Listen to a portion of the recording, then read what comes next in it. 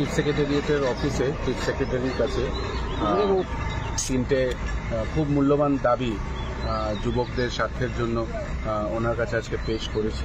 আমরা জানি যে পুরো রাজ্যতেই আনএমপ্লয়মেন্টের একটা বিশাল বিষাদ চলছে এবং যে রিক্রুটমেন্ট প্রসেসটা ত্রিপুরা রাজ্যতে ফলো করা হয় বা রিক্রুটমেন্টের যে প্যাটার্নটা সেই প্যাটার্নটা খুব লেংদি এবং খুব টাইম টেকিং, যেটার জন্য আমরা দেখছি যে প্রত্যেক দিন অনেক যুবক যুবতীরা এই চাকরি পাবো 2 বছর 3 বছরের যে গ্যাপ থাকে সেই ফ্রাস্ট্রেশনে ভুগছে।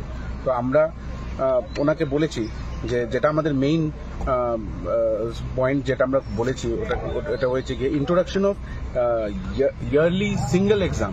যে ফিডার পোস্টগুলো আছে সেই ফিডার পোস্টগুলোর জন্য ইয়ারলি যাতে একটা এক্সাম কন্ডাক্ট করা হয়, যেটা অন্য রাজ্যতেও আমরা দেখেছি, বিহারে দেখছি, মহারাষ্ট্রতে দেখেছি, কলকাতাতে দেখেছি, সেই যাতে ওয়ান এক্সাম করা হয় সেটার জন্য। এবং গ্রুপ সি গ্রুপ ডি যে ইন্টারভিউর পরে যে ইন্টারভিউ যেটা নেওয়া হয় সেটা যাতে বন্ধ করে দেওয়া হয়, কারণ সেন্ট্রাল গভর্নমেন্ট থেকেও বলেছে, কারণ ইন্টারভিউ আর সেই চাকরি রিটার্নের মাঝখানে একটা বিশাল গ্যাপ 1-2 বছরের থাকে, সেগুলো যাতে বন্ধ করে দেওয়া হয়। এবং সবচেয়ে ইম্পর্টেন্ট যেটা থার্ড পয়েন্ট আমরা ডিমান্ড করেছি, we demanded proper infrastructure, TPS এর যে হাই ইকুইপ সিস্টেম দিয়ে যাতে এটা থাকে। আপনাদেরকে বিস্তারিত আমাদের যুব কংগ্রেস নেতা বাকিটা বুঝিয়ে বলবেন।